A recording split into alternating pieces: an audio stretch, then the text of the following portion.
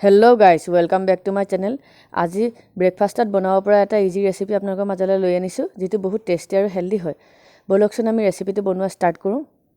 ৰেচিপিটোত কি ইনগ্ৰিডিয়েণ্ট লাগে মই আপোনালোকক জনাই যাম। এয়া মই নন ষ্টিক পেন এখন গেছত বহাই লৈছোঁ আৰু লগতে ঘিউ 1 চামুচ পেনখনত ঢালি লৈছোঁ। এয়া ঘিউ গৰম হৈ গৈছে। এতিয়া তেজপাত দুটুকুৰা কৰি পেনখনত ঢালি লৈছোঁ। এয়া পেনখনত এতিয়া কাজু আৰু কিচমিচখিনি ঢালি লৈছোঁ। কাজু আৰু কিচমিচখিনি মচমচীয়া হোৱালৈকে ভাজি থাকিম।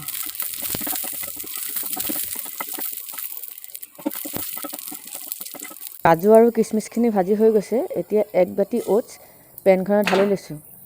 অ'টছখিনি কাজু আৰু কিচমিচৰ লগত অলপ সময় ভাজি থাকিম।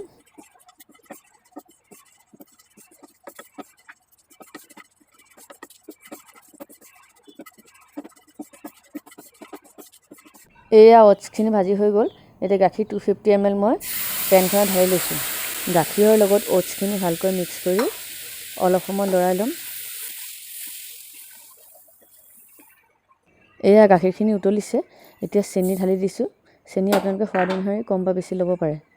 চেনিখিনি ভালকৈ গাখীৰৰ লগত মিক্স কৰি ল'ম আৰু 2 মিনিট উতলাৰ পিছতে মোৰ ক্ষীৰ ৰেডি হৈ যাব।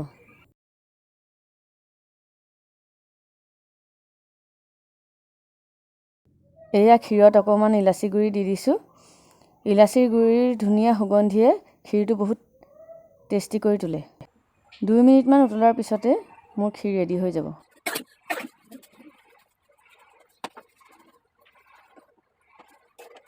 এয়া মোৰ ক্ষীৰ ৰেডি হৈ গ'ল। এতিয়া মই গেছটো বন্ধ কৰি দিছোঁ। এয়া ক্ষীৰখিনি মই বাতি এটা ঢালি লৈছোঁ। এতিয়া কাজু আৰু চেৰি অলপ দি ক্ষীৰখিনি গাৰ্নিছ কৰি ল'ম।